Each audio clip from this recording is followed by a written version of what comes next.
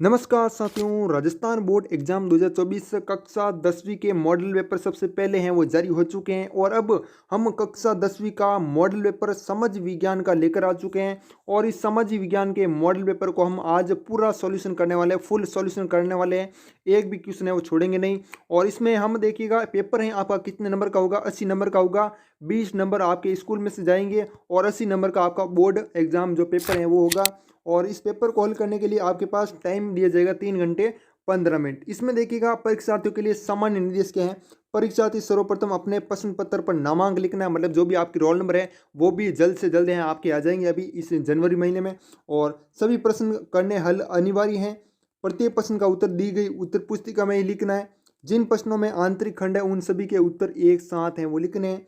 प्रश्न का उत्तर लिखने से पूर्व प्रश्न का क्रमांक अवश्य लिखना है। जैसा आपका पहला क्वेश्चन है तो पहले का इसमें लिखना है कि पहले का पहला मैं कर रहा हूँ, ठीक है। तो इस प्रकार आपको प्रश्न क्रमांक लिखना है और फिर उत्तर लिख देना डायरेक्ट, ठीक है। और इसमें सेक्शन ए यानी खंड वस्तुनिष्ठ प्रश्न दिए होंगे, ऑब्जेक्टिव क्वेश्चन। प्रथम विश्व युद्ध की शुरुआत है वो कब हुई थी, तो शुरुआत है वो कब हुई थी, एक एक नंबर का क्वेश्चन है। तो इसमें सही होगा 1914 में शुरुआत हुई थी प्रथम विश्व युद्ध की। फिर है बारदोली सत्याग्रह का नेतृत्व है वो किसने किया था।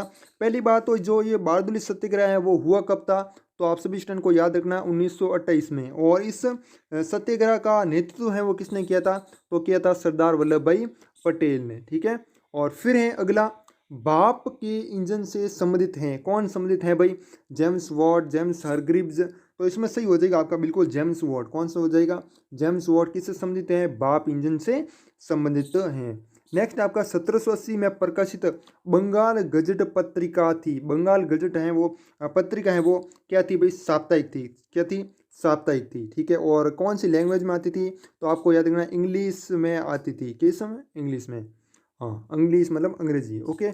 अब देखिएगा अगला क्वेश्चन है आपका नेक्स्ट, भारत के क्षेत्रफल का कितने प्रतिशत भाग पट्टाई क्षेत्र के अंतर्गत आता है। तो इसमें याद रखना सभी स्टूडेंट को 27% पट्टाई क्षेत्र के अंतर्गत आता है। अगला, सरिस का बाग रिजर्व स्थित है, कहाँ पर है, सभी स्टूडेंट को पता है। ये है आपके राजस्थान के अलवर, अलवर जिले में, अलवर जिले में है ना, हाँ। नेक्स्ट है आपका, भारत का चीनी के उत्पादन में विश्व में स्थान है, ठीक है। तो भारत का चीनी के उत्पादन में स्थान कितना है। पहली बात तो पहला स्थान किसका है, तो याद रखना सभी स्टूडेंट को ब्राज़ील, पहला स्थान उत्पादन में किसका है, ब्राज़ील का। उसके बाद सेकंड है हमारा भारत देश का, किसका है, भारत का, है ना। दोनों याद रखें, दोनों में से कोई भी पूछा जा सकता है, लेकिन हम मॉडल पेपर सोल्यूशन करा रहे हैं। निम्नलिखित में से जल परिवहन एक प्रकार है। जल परिवहन किसका प्रकार है भाई, समुद्री परिवहन का प्रकार है, किसका, समुद्री परिवहन का, हाँ। बहुत ही अच्छे। अगर वीडियो समझ में आ रहा है तो वीडियो को लाइक जरूर कीजिएगा। सिंहली किस देश की राजभाषा है, तो किस देश की है भाई, हाँ इसमें सही है वो हो जाएगा एकदम बिल्कुल, हाँ श्रीलंका। क्या हो जाएगा, श्रीलंका, ओके। संविधान की 8वीं अनुसूची में दर्ज भाषाओं की संख्या है, तो भाषाओं की संख्या 22 है। क्या है, 22। अगला, 2011 की जनगणना जो हुई थी 2011 में, उसमें अनुसार भारत का लिंग अनुपात कितना है, एक नंबर का क्वेश्चन है, हाँ। तो इसमें सही हो जाएगा बिल्कुल 943। क्या हो जाएगा, 943 यानी बी ऑप्शन। अगला है, इनमें से कौन बहुजन समाज पार्टी के संस्थापक हैं, तो कौन है भाई, हाँ बिल्कुल सही है, इसमें कांसी राम। कौन है, कांसी राम। नेक्स्ट है आपका अगला 13वां प्रश्न है। इस प्रकार आपको ऑब्जेक्टिव क्वेश्चन कितने दिए जाएंगे, टोटल 15 क्वेश्चन है या ऑब्जेक्टिव दिए जाएंगे सारी सब्जेक्ट में, ठीक है। एक वस्तु का अधिकांश प्राकृतिक प्रक्रिया से उत्पादन किस क्षेत्र की गतिविधि है, तो प्राथमिक क्षेत्र की गतिविधि है। फिर है आपका जो कि 14 नंबर, ऋण के औपचारिक स्रोत में शामिल नहीं है। कौन है वो शामिल नहीं है ऋण के औपचारिक स्रोत में, तो इसमें सही हो जाएगा साहूकार, ठीक है। कौन नहीं है, साहूकार। बाकी इसके अलावा तो ये सभी हैं। और अंतर्राष्ट्रीय व्यापार से संबंधित नियमों को निर्धारित करता है, तो करता है WTO, है ना, हाँ। फिर है आपका अगला, रिक्त स्थानों की पूर्ति करनी है। बम्बई में पहली कपड़ा मिल में लगी, में लगी मतलब कब है वो लगी, ठीक है। तो वो पूछा है आपका 7 जुलाई, 7 जुलाई 1854।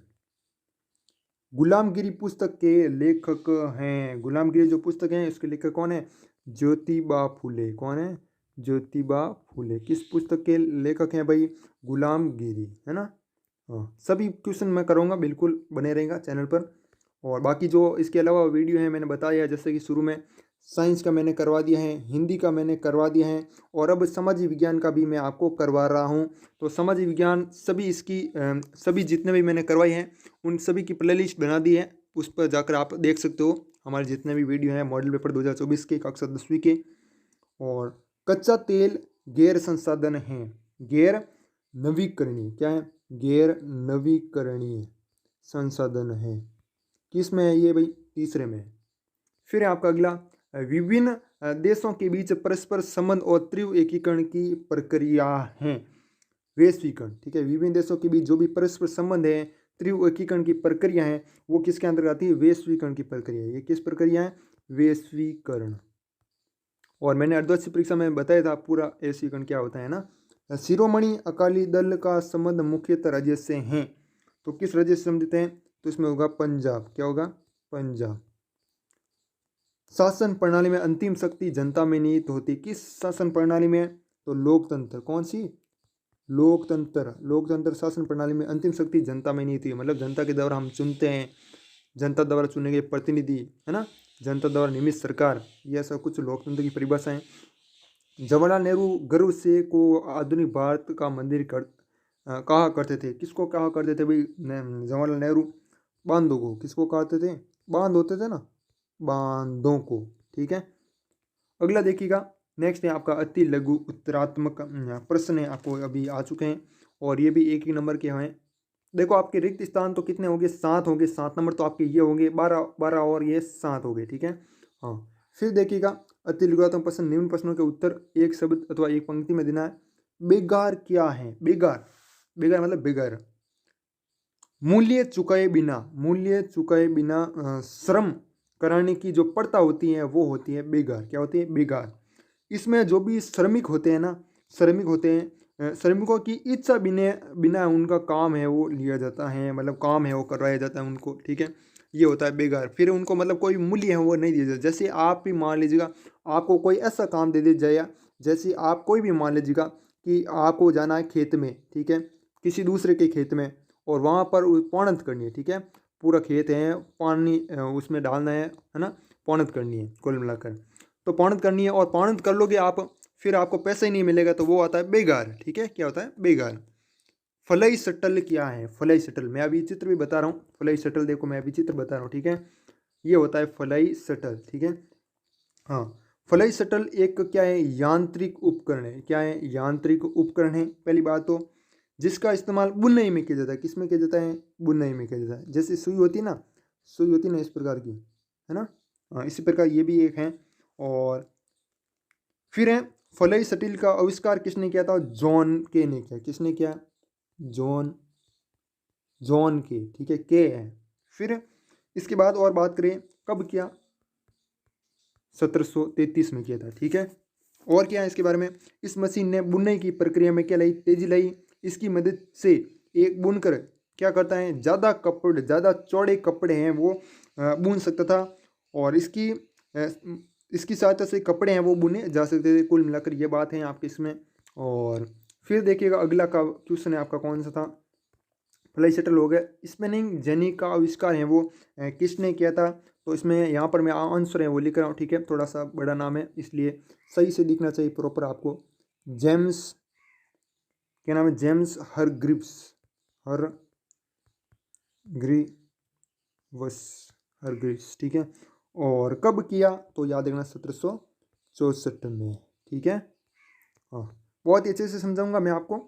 फिर आपका सरकार के विभिन्न अंगों के नाम हैं वो लिखने हैं। सरकार के जितने भी अंग हैं तो उनके नाम लिखने हैं। तो पहली बात तो भारत के संविधान के अनुसार सरकार के कितने अंग हैं, 3 अंग हैं। कौन कौन से भाई, तो याद रखना, एक तो है विधायिका।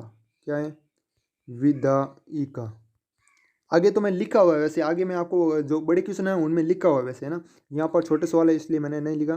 कार्यपालिका, कार्यपालिका, विधायिका, कार्यपालिका और न्यायपालिका, ये सभी है ना अंग हैं भारतीय संविधान के अनुसार सरकार के। फिर है वर्ण व्यवस्था से आप क्या समझते हैं, जो वर्ण व्यवस्था है इसमें आप क्या समझते हैं, तो वर्ण व्यवस्था क्या करते हैं, समाज को समाज को सामाजिक और आर्थिक क्षमताओं के आधार पर विभिन्न स्तरों पर बांटने की एक सामाजिक क्या है, प्रणाली है। जैसे कोई पुजारी है, पुजारी तो वो किस में आएगा, वो आएगा ब्राह्मण में। किस में आएगा, ब्राह्मण में। और जैसे कोई राजा है तो वो किस वर्ण में आएगा, तो वो आएगा क्षत्रिय में। और इसी प्रकार उदाहरण बताऊँ मैं आपको, जैसे और मान लीजिए जैसे शिक्षक, शिक्षक किस में आएगा, तो शिक्षक भी ब्राह्मण में आएगा। और योद्धा, कोई भी योद्धा है वो किस में आएगा, क्षत्रिय में आएगा। ठीक है, इस प्रकार उदाहरण है आपके इसमें वर्ण व्यवस्था में। और लिखना चाहो तो लिख सकते हो। राजनीतिक दलों को मान्यता व चुनाव चिन्ह कौन आवंटित करता है, तो कौन करता है भाई, भारत निर्वाचन आयोग। कौन करता है, भारत निर्वाचन आयोग। जो भी है ना, हाथ, फूल, बोतल है ना, केतली, ये सभी है ना चिन्ह है ना, कौन आवंटित करता है, वो मतलब चुनाव चिन्ह है वो कौन आवंटित करता है राजनीतिक दलों को, वो भारत निर्वाचन आयोग करता है। ठीक है, भारत निर्वाचन आयोग एक स्वतंत्र संवैधानिक संस्था है जो भारत में चुनाव के प्रक्रिया को क्या करता है, संचालित करने का क्या है, जिम्मेदारी है वो इसने ले रखी है। भारत निर्वाचन आयोग जो भी चुनाव होते हैं इसकी देखरेख में ही होते हैं सब कुछ। फिर है आपका अगला क्वेश्चन कौन सा भाई, हाँ 7वां नंबर क्वेश्चन है, सकल घरेलू उत्पादों को परिभाषित कीजिए। तो सकल घरेलू उत्पादों को परिभाषित करना है, तो इसका आंसर मैंने यहाँ पर लिख रखा वैसे, तो मैं आपको वो बता देता हूँ। हाँ 7वां नंबर क्वेश्चन है ना, ये रहा आपका। सकल घरेलू उत्पाद यानी जीडीपी किसी देश की सीमाओं के अंदर एक निश्चित समय में उत्पादित सभी तैयारी उत्पादों और सेवाओं का कुल मौद्रिक मूल्य होता है। यह किसी देश की आर्थिक सेहत का व्यापक संकेत है। ठीक है, और एक क्वेश्चन था भाई कि आगे आएगा, वैसे यहाँ पर भी बता देता हूँ कि ध्वनि प्रदूषण से मानव पर क्या हानिकारक प्रभाव पड़ता है। तो ये तो तनाव होता है, उक्त रक्तचाप होता है, चिड़चिड़ापन भी होता है ना, ध्यान एकाग्र करने की क्षमता में कमी होती है। मतलब आप एक तरह कह सकते हो, जैसे आप पढ़ाई करने बैठते हो और पास में बहुत ही डीजे साउंड है वो बोल रहा है, तो आप पढ़ाई है वो नहीं कर सकते हो, मतलब आपकी एकाग्रता है वो वहाँ पर है वो नहीं होगी, कमी होगी कुल मिलाकर। ध्वनि प्रदूषण से दिल की धड़कन कम हो जाती है और ब्लड प्रेशर की शिकायत है वो हो सकती है। बहुत तेजी ध्वनि कान के पर्दों को क्या है, हानि पहुंचा सकती है। कान के अंदर जो हेयर सेल्स यानी हेयरिंग एंड हेयर सेल्स होते हैं वो पूरी तरह खत्म हो सकते हैं और कान से सुनाई देना बंद हो सकता है, इतना भी है वो हो सकता है। ठीक है, तो पूरा मैंने बता दिया है। और अगला देखिएगा, अगला क्वेश्चन है आपका नेक्स्ट, कहाँ गया, यहाँ पर क्वेश्चन ही इतना बड़ा, पेपर इतना बड़ा है कि ढूंढते रह जाएंगे ना। हाँ अगला आपका नेक्स्ट, वे कंपनियां जिनका कारोबार एक से अधिक देशों में मतलब बहुराष्ट्रीय कंपनी, बहुराष्ट्रीय कंपनी, यहाँ पर ये सही आंसर है हो जाएगा। और अगला देखिएगा, भारतीय वन्यजीव रक्षण अधिनियम किस वर्ष है वो लागू किया गया, तो किस वर्ष किया गया, तो याद रखना सभी स्टूडेंट को 1972 में लागू किया गया। और क्या है इसके पीछे की सच्चाई, तो ये अधिनियम पौधों और जानवरों की जो प्रजातियां होती है उसको संरक्षण के लिए बनाया गया था। ठीक है, अगला क्वेश्चन था, ध्वनि प्रदूषण से मानव पर क्या प्रभाव पड़ता है, संक्षेप में बताइए। तो मैंने बता दिया है भाई, चिड़चिड़ापन हो जाता है, एकाग्रता है वो नहीं होती है ना, अभी बता दिया मैंने है ना, क्योंकि बार बार मैं वहाँ पर जाऊँगा। साइमन कमीशन भारत है वो क्यों आया भाई। और फिर है मुद्रण, इसका आंसर मैं बता रहा हूँ अभी। ठीक है, तो तीनों क्वेश्चन के मैं एक साथ क्वेश्चन बता दूंगा। साइमन कमीशन भारत क्यों आया, पहली बात तो मुद्रण संस्कृति ने भारत में राष्ट्रवाद के विकास में क्या योगदान दिया, कोई दो बिंदु लिखने। ठीक है, सत्ता की साझेदारी क्यों जरूरी है, कोई दो तर्क है वो देने हैं। ठीक है, तो तीनों के आंसर मैं आपको यहाँ पर है वो बता रहा हूँ। ठीक है, और PDF वगैरह है आपको टेलीग्राम ग्रुप में मिल जाएगी। ठीक है, टेलीग्राम ग्रुप ज्वाइन कर लीजिएगा। तो पहली बात तो देखो, साइमन कमीशन भारत क्यों आया था, इसके पीछे की सच्चाई देखते हैं। साइमन कमीशन भारत में एक संवैधानिक सुधारों का अध्ययन करने और सरकार की सिफारिश देने के लिए आया था। इस कमीशन का गठन कब हुआ था, 8 नवंबर 1927 को हुआ था। ये 7 ब्रिटिश सांसदों का समूह था। इसकी अध्यक्षता जॉन साइमन कर रहे थे। कौन कर रहे थे, जॉन साइमन। और फिर है मुख्य उद्देश्य क्या था इसके पीछे की, मॉन्टेग्यू चेम्सफोर्ड सुधारों की जांच करना है, संवैधानिक सुधारों का अध्ययन करना है, भारत सरकार की सिफारिश से देना, भारत का राजनीतिक भविष्य होता है करना, राजनीति किस प्रकार है सब कुछ है ना। अगला देखिएगा, मुद्रण संस्कृति ने भारत में राष्ट्रवाद के विकास में कई तरह से योगदान दिया, जैसे राष्ट्रीय आंदोलन के लिए वातावरण तैयार करना, सरकारी कुशासन की पोल खोलना, राष्ट्रीय प्रेम से ओत प्रोत लेख छापना। फिर है सत्ता की साझेदारी के तर्क बताइए, तो 2 लिखने थे हमें। सत्ता की साझेदारी से टकराव की स्थिति क्या होती है, कम है होती है। सत्ता की साझेदारी से लोकतंत्र की आत्मा है वो बची रहती है। सत्ता की साझेदारी से समाज में सौहार्द बना रहता है। सत्ता की साझेदारी से समाज का समुचित विकास है वो होता है। ठीक है, हाँ, बहुत ही अच्छा पेपर है आपका। अगला देखिएगा, अगला कौन सा क्वेश्चन है आपका नेक्स्ट। हाँ, ये हो गया आपका, किन्हीं दो प्रावधानों का जिक्र करें जो भारत को धर्मनिरपेक्ष राष्ट्र बनाते हैं। ऐसे दो प्रावधान बताने हैं जो भारत को धर्मनिरपेक्ष राष्ट्र बनाते हैं। जैसे सभी धर्मों को समान अधिकार है इसमें दे देता है, वो इसमें लिख देना है, मैं आपको अभी बताऊंगा। वैसे राजनीतिक दलों में सुधार के कोई दो बिंदु का उल्लेख करना है, और लोकतंत्र की कोई दो आर्थिक उपलब्धियां हैं वो बतानी है। तो तीनों क्वेश्चन है 2-2 नंबर के, तीनों मैं आपको यहाँ पर बताऊंगा। हाँ, तो देखिएगा, ये 7 नंबर क्वेश्चन है था आपका कि भारत को धर्मनिरपेक्ष राष्ट्र बनाने वाले दो प्रावधान है। भारत का कोई आधिकारिक धर्म नहीं, भारत का कोई आधिकारिक धर्म है क्या? यहाँ पर सभी रहते हैं धर्म, जैसे हिंदू, मुस्लिम, सिख, ईसाई सभी धर्म रहते हैं, मतलब कोई भी आधिकारिक धर्म नहीं है। संविधान में किसी भी धर्म को विशेष दर्जा है वो नहीं दिए गए, कोई भी धर्म है उसको विशेष दर्जा नहीं दिए गए हैं। फिर है आपका अगला दो प्रावधान है वो हो गए इसमें जो भी थे। राजनीतिक दलों में सुधार के लिए ये दो बिंदुओं पर ध्यान देना चाहिए। जो भी राजनीतिक दल हैं उसमें सुधार के लिए क्या बिंदुओं पर ध्यान देना चाहिए, तो वो यहाँ पर बिंदु लिखे। राजनीतिक दलों का निर्माण में मनोवैज्ञानिक आधार अहम होता है। राजनीतिक दल सरकार की गलत नीतियों और असफलताओं की आलोचना करते हैं। जैसे अभी बीजेपी कांग्रेस पर आलोचना करती है कि तुम ये गलत कर रहे हो, ये गलत कर रहे हो, है ना, और फिर कांग्रेस कहती है आपने क्या क्या है ना, बहुत ही आलोचना है वो करते हैं, मतलब एक दूसरे की कमियां निकालते हैं ना, तो हम आगे बढ़ते हैं। जैसे कोई एक ही पार्टी है तो उसकी कमियां कौन निकालेगा है, क्या चलने दो, ठीक है। अगर दो पार्टी होगी, ये कभी इसकी कमी निकालेगी, ये कभी इसकी कमी निकालेगी, तूने क्या किया, तूने क्या किया है। हाँ, हमने ये योजना चलाई। राजनीतिक दल सरकार की गलत नीतियों और असफलताओं की आलोचना करते हैं। राजनीतिक दल अपनी अलग अलग राय हैं वो रखते हैं। विपक्षी दल सरकार के खिलाफ आम जनता को भी गोलबंद है वो करते हैं, ठीक है। और राजनीतिक दलों को लोगों की मांगों और जरूरतों पर ध्यान है वो देना होता है, ठीक है, जो भी राजनीतिक दल है। फिर यह लोकतंत्र की कुछ आर्थिक उपलब्धि हैं, देखिएगा यहाँ पर।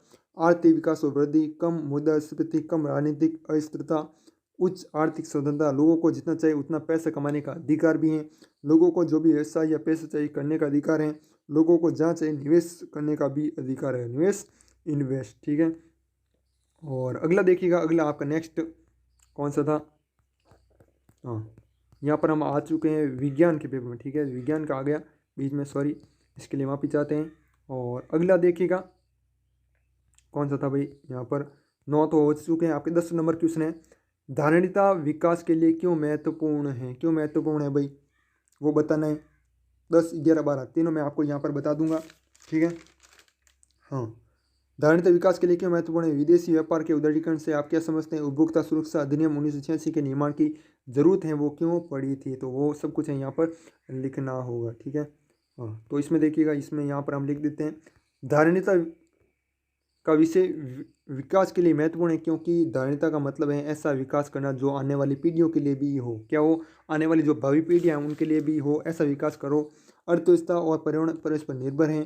पर्यावरण की उपेक्षा कर आर्थिक विकास भावी पीढ़ियों के लिए धारणीय है वो नहीं हो सकता। पर्यावरण की उपेक्षा वो नहीं करके आर्थिक विकास भावी पीढ़ी के लिए धारणीय नहीं हो सकता। विकास का मतलब केवल वर्तमान को खुशहाल बनाना ही नहीं है, बल्कि आने वाली पीढ़ियों के लिए एक बेहतर भविष्य बनाना है, ठीक है। हाँ, ये हो गया आपका धारणीयता, ये आपको समझ में आ चुका होगा। फिर देखिएगा, ये नंबर है विदेशी व्यापार के उदारीकरण का क्या मतलब है, तो क्या मतलब है भाई, ठीक है।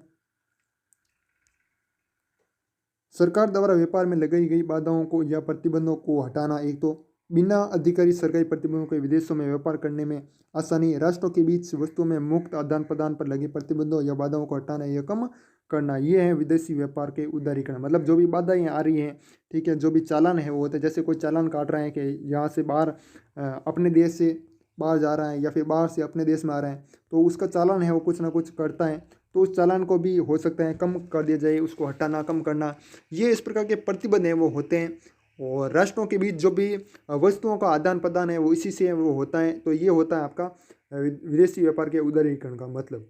फिर है 12 नंबर क्वेश्चन, उपभोक्ता सुरक्षा अधिनियम 1986 के निर्माण की आवश्यकता किन कारणों से पड़ी, तो वो क्वेश्चन था, तो किन कारणों से पड़ी। उत्पादकों तथा विक्रेताओं द्वारा उपभोक्ताओं का शोषण, जो भी उपभोक्ता मतलब हम, ठीक है, मतलब जो हम जाते हैं दुकान पे वगैरह, है ना। और उपभोक्ताओं को सुरक्षा के लिए सरकारी स्तर पर कानूनी संस्थाओं का अभाव, उपभोक्ता आंदोलन का दबाव, ठीक है, तो ये आपका इसमें लिख दोगे। और अगला देखिएगा कौन सा था आपका 10 ये हो चुका है, 11 भी हो चुका है, 12 भी हो चुका है। ठीक है, अब 13, 14, 15 इन क्वेश्चनों का आंसर भी देख लेते हैं। पहाड़ी क्षेत्रों में मृदा अपरदन की रोकथाम के लिए क्या क्या कदम उठाने चाहिए? नर्मदा बचाओ आंदोलन के कोई 2 लक्ष्य बताने हैं। उत्तरी मैदान में रेल परिवहन का विकास एवं विस्तार अधिक व हिमालय पर्वत क्षेत्र में कम क्यों हुआ, कारण है वो बताना है। ठीक है, तो 13, 14, 15 है, यहाँ पर हम देख सकते हैं। हाँ, ये रहा आपका। पहाड़ी क्षेत्रों में मृदा अपरदन रोकने के लिए वृक्षारोपण सबसे सार्थक उपाय है। वृक्ष मिट्टी को बांध कर रखने की भूमिका है वो निभाते हैं। इससे मिट्टी का पानी के माध्यम से बहाव कम होता है। ये पानी के बहाव को भी क्या करते हैं, धीमा करते हैं। फिर नर्मदा बचाओ आंदोलन के 2 लक्षण हैं, वो कौन कौन से थे भाई? तो इसमें लिख दोगे राष्ट्रीय स्तर पर विकास का वैकल्पिक ढांचा, अंतर्राष्ट्रीय स्तर पर विश्व बैंक का जवाबदेही लेने का दबाव, पर्यावरण और विकास के संघर्ष को राष्ट्रीय स्तर पर चर्चा का विषय बनाना। और इसी प्रकार आप और लिख सकते हो, नीचे और भी 2 पॉइंट लिखे हुए हैं। और फिर 15 नंबर क्वेश्चन था कि भाई उत्तरी मैदानों में रेलवे परिवहन का विकास और विस्तार ज़्यादा हुआ क्योंकि वह विशाल समतल भूमि है। ठीक है, और जनसंख्या घनत्व ज़्यादा है, संपन्न कृषि और प्रचुर संसाधन हैं। ठीक है, इस प्रकार आप इसमें लिख सकते हो। और अगला जो कि आपका क्वेश्चन है, इसमें देखो एक और था भाई कि हिमालय पर्वतीय क्षेत्र में कम हुआ कारण बताइए। तो वहाँ पर संसाधनों की कमी थी, भूमि समतल नहीं थी, इस प्रकार इसमें लिख सकते हो। ठीक है, नेक्स्ट देखिएगा खंड स यानी सेक्शन सी। और इसमें देखिएगा मैंने जैसा कहा था कि भाई अथवा भी आपको देखने को मिलेगा दीर्घ उत्तरात्मक प्रश्नों में। पहले नहीं होता था लेकिन इस बार है वो ऐड कर दिया है। और दीर्घ उत्तरी प्रश्न है, उत्तर शब्द सीमा लगभग 100 शब्द है। चावल की खेती के लिए उपयुक्त भौगोलिक परिस्थितियों का वर्णन करना है। 3 नंबर का क्वेश्चन है, जो भी परिस्थितियाँ हैं। और गहन जीविका कृषि को समझता हुए इसकी प्रमुख समस्या है वो बतानी है। दोनों में से एक करना, आपको 3 नंबर मिलेंगे। ठीक है, फिर 17 नंबर क्वेश्चन है, 1929 की महामंदी को समझते हुए इसके 2 कारणों का उल्लेख करना है। 3 नंबर का क्वेश्चन है, अथवा में गिरमटिया प्रथा का अर्थ स्पष्ट करते हुए अध्याय में दिए गए विवरणों के आधार पर उनके हालातों के बारे में बताना है। ठीक है, मैं वैसे पार्ट 2 लेकर आऊँगा, उसमें सारे क्वेश्चन करा दूंगा। ये जो भी क्वेश्चन है इसमें संघीय व्यवस्था की प्रमुख विशेषताओं का वर्णन करना है। 3 नंबर क्वेश्चन है, अथवा में 1992 के संविधान संशोधन के पहले और बाद के स्थानीय शासन के महत्वपूर्ण अंतरों को बताइए। ठीक है, और फिर है 19 नंबर है, दोनों में से एक करना है। ठीक है, इन दोनों में से एक करना है और 3 नंबर मिलेंगे आपको। और इसी प्रकार इन दोनों में से एक करना है, दोनों में से एक ही करना है। ठीक है, बेरोजगारी से क्या अभिप्राय है, बेरोजगारी के 2 प्रकारों का उल्लेख है वो करना है। अथवा में आप ये भी कर सकते हो, सार्वजनिक क्षेत्र तथा निजी क्षेत्र में अंतर है वो लिखना है। ठीक है, हाँ। अगला देखिएगा नेक्स्ट आपका खंड 2। खंड 2 जो खंड इसमें था ना, वो सेक्शन सी, इसमें सिर्फ और सिर्फ आपको 3 क्वेश्चन है वो देखने को मिलेंगे। 3 क्वेश्चन ही करने हैं, ऐसा नहीं कि इसमें से ये कर लिया है और इसमें से ये कर लिया, ऐसा है, ऐसा नहीं करना है। ठीक है, कि दोनों में से एक करना है, ऐसा नहीं मत सोचना। ठीक है, इन दोनों में से एक करना है, फिर नीचे वाला दोनों में से एक करना है, इस प्रकार आपको सोचना है। अगला देखिएगा खंड 2 निम्नात्मक प्रश्न, उत्तर सीमा लगभग 200 से 250 शब्द हैं। 4 नंबर का क्वेश्चन होगा, निम्नलिखित पर टिप्पणी लिखनी है। वस्तु विनिमय के 2 मुद्रा के कार्य हैं, इन पर टिप्पणी लिखनी है। और अथवा में आप ये भी कर सकते हो, साख से आप क्या समझते हैं, भारत में औपचारिक क्षेत्र में साख की संक्षेप व्याख्या कीजिए। फ्रांसीसी क्रांति के पश्चात फ्रांस में आए बदलाव का विस्तार से वर्णन करना। दोनों में से जो ऊपर वाला था ना आपका, इन दोनों में से एक करना है। और जो नीचे वाला क्वेश्चन है ना, इसमें दोनों में से एक करना है। ठीक है, ब्रिटेन में राष्ट्रवाद का इतिहास शेष यूरोप की तुलना में किस प्रकार भिन्न था, वर्णन करना है। अगला देखिएगा, फिर है प्रश्न का उत्तर दिए गए मानचित्र में देना है आपको।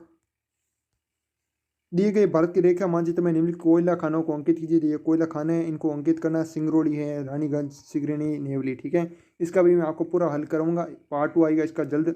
अथवा में आप ये भी कर सकते, दिए गए भारत की रेखा मानचित्र में निम्नलिखित आणविक ऊर्जा संयंत्रों को अंकित करना। नारोरा, रावतभाटा, कल्पवम, तारापुर। ठीक है, तो ये आपको सभी हैं वो अंकित हैं, वो करने होंगे। और बाकी इसकी PDF अगर आपके पास नहीं है तो आप टेलीग्राम ग्रुप ज्वाइन कर लेना, गुरु शिक्षा SHIKSHA। और जो मैंने सॉल्यूशन करवाए ना, जो मैंने लिखे थे अलग से, वो भी आपको टेलीग्राम ग्रुप में मिल जाएंगे। तो लिंक डिस्क्रिप्शन में जरूर ज्वाइन कीजिएगा। बाकी वीडियो अच्छा लगे वीडियो को लाइक जरूर कीजिएगा, चैनल पर नए चैनल को सब्सक्राइब जरूर कीजिएगा। मिलते हैं किसी और वीडियो में, तब तक के लिए जय हिंद, जय भारत, वंदे मातरम।